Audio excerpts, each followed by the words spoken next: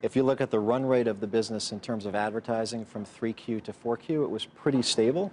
So there may have been a few hundred basis points in it, but it wasn't a disclosed figure. And as it relates to Instagram, that business is roughly going to be about a $3 billion business in 2017, doubling from 2016. So it's doing very well, and the revenue that they're generating per user on it is significantly lower than core. We talk about the law of large numbers in terms of the valuation of some of these companies.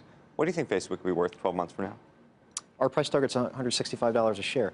While the absolute market cap is high, 350-ish billion, the business trades at 20 times forward earnings. So you have the development of companies, including Facebook, that have really never existed before, that are aggregating revenue and profitability. This is a $30 billion business with 50% operating margins that have never really existed in history on the consumer side. And so we like the stock quite a bit, even as they go into an investment year in 2017. You talk about it being an investment year. What do you expect to see them invest in?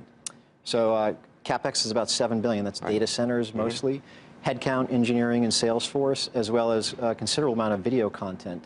So as they're building a video-first platform now, shifting from a text-based system to video over time. Right. The other thing that I was going to ask about is every 12 to 24 months, Mark Zuckerberg seems to make a big acquisition that has been game-changing for the company one way or the other. I think of WhatsApp, I think of Instagram, I think of Oculus. What is the kind of thing that you'd want them to buy?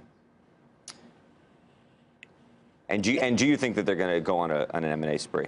I don't particularly. They've bought very well historically.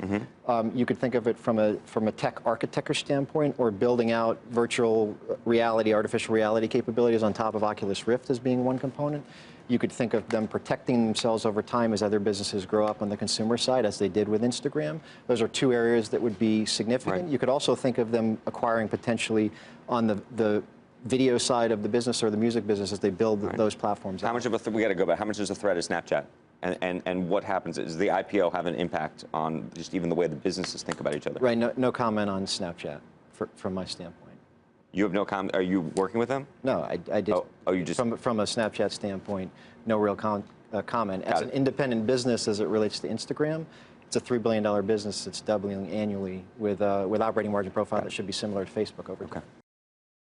Hey there, thanks for checking out CNBC on YouTube. Be sure to subscribe to stay up to date on all of the day's biggest stories. You can also click on any of the videos around me to watch the latest from CNBC.